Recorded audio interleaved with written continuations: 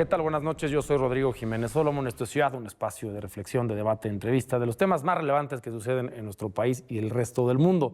Ya va prácticamente una semana de que iniciaron los operativos, los ataques de las fuerzas aliadas, Israel, Estados Unidos y el resto de sus aliados, en el territorio iraní en Irán. Es un antes y un después en la política geoglobal. Y quiero dar la bienvenida a una especialista en la materia, Nadia Kattan, quien sin duda tendrá muchas cosas interesantes que decirnos. Bienvenida, Nadia. Gracias, Rodrigo. Gracias por invitarme. No sé tú, pero yo estoy impresionado de lo que estamos viendo. Sin duda. Y es que, bueno, esta es una guerra en la que tenemos un bando que tiene una superioridad bélica aplastante. Por supuesto, estamos hablando de la coalición Estados Unidos-Israel, que esta superioridad bélica se está demostrando en múltiples factores. Por un lado, tenemos que ya hay un control aéreo absoluto del espacio aéreo de Irán. Las bases nucleares y militares están siendo bombardeadas, bueno, pero sin ningún impedimento. Sí. Y también el ayatolá fue ejecutado en las primeras horas de guerra. Así que sí, la superioridad bélica es incuestionable por parte de Estados Unidos y eso se está reflejando. Hay que añadir a esto, Rodrigo, que realmente Irán no tiene una capacidad de reabastecimiento. Cualquier misil que se esté ocupando en este momento es un misil ya perdido, que no se va a recuperar ni de manera inmediata ni a corto plazo. De modo que Irán está ocupando, pues ahora sí que un arsenal que no va a recuperarse. Y también hablemos de la soledad que tiene Irán, porque si bien tiene socios comerciales que todos ubicamos, Sí, que son Rusia y China, pues ninguno de estos países está metiendo las manos ni está queriendo intervenir. Cada uno, por supuesto, está siendo afectado por esta guerra. China, por su parte, pues es el principal comprador de crudo de Irán y esto le afecta.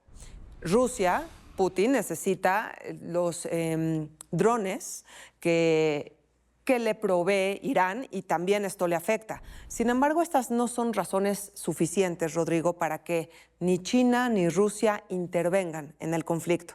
De modo que Irán pues está con días contados y bueno, lo único que habrá que ver es si esto va a implicar la caída del régimen o no. Ese ya es algo que veremos. Eso es prácticamente lo que está en la mesa. El presidente Trump dijo que eso era la apuesta, tirar un régimen, incluso después de 2 meses de protestas de los iraníes, donde vimos 7,000 personas asesinadas por el régimen, cerca de 50,000 personas detenidas en los últimos solamente 2 meses.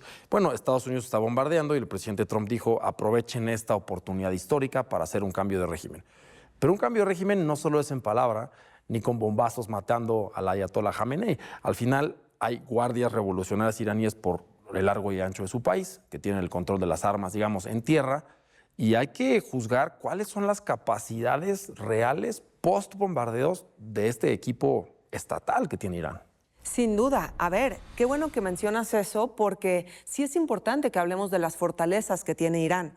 Por un lado, Irán está tratando de absorber el golpe que fue perder al ayatolá y continuar, que esto no implique la caída del régimen. Por eso tenemos nuevos nombramientos, por eso el presidente Pezeshkian está delegando responsabilidades para que en el caso de que él sea ejecutado, pues el régimen continúe.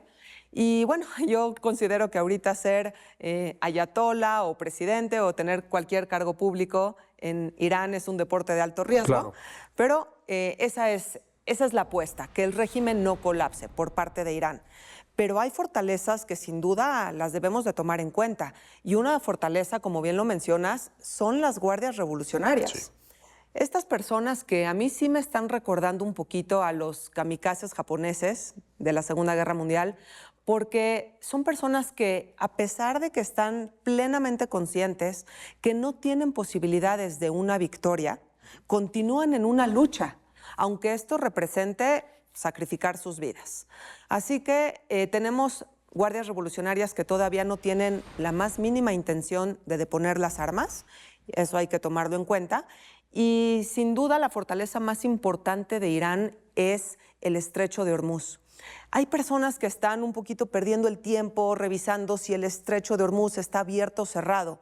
Más allá de eso, Rodrigo, el estrecho está colapsado, está en el epicentro de una guerra y el petróleo ya está siendo afectado. Ya vimos Claro. que subió el 10% y esto hay que poner mucha atención ahí porque de ahí puede venir el final de la guerra en una cadena de eventos. Claro. ¿Cómo puede suceder esta cadena de eventos? Bueno, pues el petróleo, el precio del petróleo se encarece, el mundo entra en una crisis importante en este aspecto, por ende habría una presión internacional contra Trump y Trump se vería en la necesidad de ya retirarse de la guerra, de detener toda operación bélica para que esto vuelva a la normalidad. Claro, ya quizás sabiendo que el régimen del ayatolá no representa una amenaza nuclear. Ese sería el posible escenario. Interesante porque 7 de los ya 9 estados involucrados en esta guerra representan el 50% del total del petróleo del planeta. Así de fuerte está económicamente hablando esta guerra, ¿no? Y una pregunta que yo te quiero hacer es, bueno, hay tantos estados ya involucrados, hoy es una región, pero ¿puede considerarse una guerra mundial? ¿No? ¿Qué condiciones tienen que cumplirse para eso? La verdad es que estamos lejos de una guerra mundial por el simple hecho de que Rusia y China no están interviniendo. También a veces ponemos atención en qué dice un mandatario u otro. Recientemente vimos que el canciller de Alemania estuvo con Trump reiterándole su total apoyo, pero, ¿sabes? No es tan importante lo que cada mandatario diga. Si uno se pronuncia a favor, Sí. como en el caso del canciller alemán o como Pedro Sánchez que se pronunció en contra, Así es, España. no es tan importante porque lo único que importa es la postura de China y de Rusia. Una intervención de estos países podría modificar por completo el rumbo de la guerra. Sin embargo, mientras estos países estén fuera, nada importa. ¿Cuáles son los posibles escenarios, Rodrigo? La verdad es que una opción es que el régimen caiga. Esto involucraría muchísimo porque así como estamos viendo una capacidad por parte de Estados Unidos y de Israel de eliminar rangos importantes, Sí. también el régimen tiene una naturaleza de elegir ayatolas una y otra vez. Claro. Para eso hay una asamblea de expertos que está conformada por 88 clérigos que pueden nombrar ayatolas una y otra vez y que el sistema continúe. Si esto pasa, pues quizá Trump lo único que hará es negociar con un nuevo ayatola, ahora sí, un ayatola que quiera sentarse en una mesa de negociaciones, que ya respete los acuerdos de un programa nuclear, ahora sí obedeciendo a Estados Unidos, cosa que podíamos haber evitado entonces una guerra. Claro. Pero que se siente en una mesa de negociaciones y que el régimen continúe. Si eso sucede, la verdad es que tendríamos algo muy, muy lamentable, que es que la población iraní continuaría sometida. Es interesante que lo digas porque Trump está mostrando esta nueva etapa de Trump con las acciones que decide todos los días. Y tenemos un caso directamente y cercano en Latinoamérica. Fue el caso Maduro, ¿no?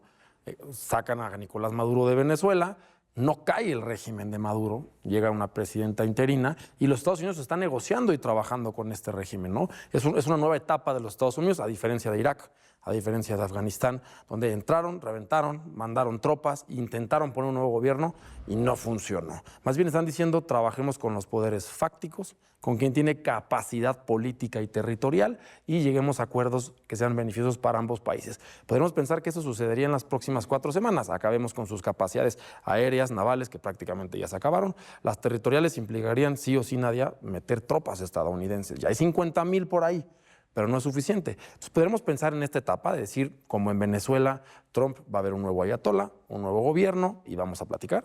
Sí, en el caso de que eso suceda y de que el régimen continúe, pero que sea un ayatolá que sí quiera negociar con Estados Unidos, tendríamos 2 tragedias. Número 1, que sin duda el régimen del ayatolá continuaría financiando las organizaciones terroristas que financia hoy. Sí. Recordemos que Irán financia a Hamas, que está instalada en la Franja de Gaza, a Hezbollah, que está en Líbano, a los hutíes, que están en Yemen. Así que Israel no estaría resolviendo su problema y su objetivo principal porque el financiamiento terrorista continuaría en la región. Esa es la tragedia número 1. Y la tragedia número 2 de la que podemos hablar es que, como lo decíamos, la opresión para la población iraní continuaría. Recordemos que es un régimen dictatorial, Rodrigo, Sí. en donde no hay democracia, en donde no hay libertad de expresión. Tenemos centenares de periodistas que están encarcelados en Irán, en donde la mujer están coartados sus derechos humanos, hay un uso obligatorio del velo, Sí. so pena de muerte. Así que ojalá que para la población iraní venga un nuevo capítulo. Claro que eso involucraría un esfuerzo tremendo por parte interna y requeriría de una ayuda externa. Y sería un proceso más largo y, por supuesto, un proceso doloroso, porque cualquier cambio contrae guerrillas, revolución y, por supuesto, muchas muertes. Claro. Si el régimen no cae, esas dos tragedias continuarían. Si el régimen cae, entonces ahora sí podríamos estar hablando de un nuevo capítulo en la historia del Medio Oriente, Rodrigo. Y México, que es donde estamos todos nosotros, que pareciera muy fácil el discurso por la paz, decir nosotros vamos por la paz. Claro que tiene un papel relevante porque somos la frontera más grande de los Estados Unidos. México, en su hemisferio norte, tiene la frontera más grande de todo el planeta con otro país. Y hay antecedentes, ¿no? Hubo un antecedente que negó el gobierno mexicano, que los Estados Unidos confirmaron, donde hubo un intento de homicidio, por cierto, comandado por iraníes, a la embajadora de Israel en México. Y otro antecedente también de un vuelo que aterrizó en el aeropuerto hace algunos años de Querétaro y de ahí fue a otro lugar a cometer ciertas atrocidades. México es un país que tiene que también poner mucha atención porque podemos ser la vía para que el terrorismo del mundo pueda acceder a los Estados Unidos. Sin duda. ¿Es México un punto estratégico? Porque sí, tenemos una frontera un tanto vulnerable que puede ser el punto débil de Estados Unidos, y también hablar de las comunidades judías alrededor del mundo, porque Irán sabe que no tiene posibilidades frente a Israel. Al saberlo, ha organizado y financiado estas organizaciones terroristas para atacar a Israel por diferentes frentes, y sí, lo ha logrado, como lo pudimos ver el 7 de octubre del 2023. Pero además de atacar a Israel, Irán puede también atacar a las comunidades judías de la diáspora, fuera de Israel. Lo vimos en la década de los 90, cuando atacó a la AMIA en Argentina. Así es. Y así que tenemos comunidades judías que están vulnerables frente a un Irán desesperado, porque hay que recordar la situación desesperada por la que atraviesa hoy Irán. Eso lo podemos ver cuando está atacando bases militares, pero también puntos civiles Sí. de otros países árabes, de países del Golfo como Qatar, Bahrein, Emiratos Árabes. Y es que, ¿por qué digo que es una situación y una acción desesperada? Porque lo que está haciendo, Rodrigo, es sumarse más enemigos. Ya se está enfrentando a una potencia regional que es Israel. Sí. Ya se está Irán enfrentando a una potencia mundial que es Estados Unidos. Ahora se está sumando nuevos enemigos con cada país que ataca. Así que sí estamos ante acciones desesperadas, la verdad, desde mi punto de vista, muy poco pensadas, que finalmente van a hacer que Irán colapse en esta guerra. Es cuestión de tiempo, eso es sin duda. Si Trump quiere negociar con el ayatolá en turno, eso sucederá. Si Trump quiere que el régimen caiga en su totalidad, eso sucederá. Lo único que podría detener a Trump es una presión internacional por temas del petróleo, un tema que puede colapsar por el estrecho de Hormuz. Si eso no sucede, las conclusiones serán las que Trump decida. Pues nadie en el Inter, en lo que llegamos a esas conclusiones, van cerca de 3,000 bombazos en Irán, 600 personas muertas y cerca de 7,000 asesinadas por el régimen. Muchas gracias por estar con nosotros. Gracias, Rodrigo. Gracias por tu tiempo.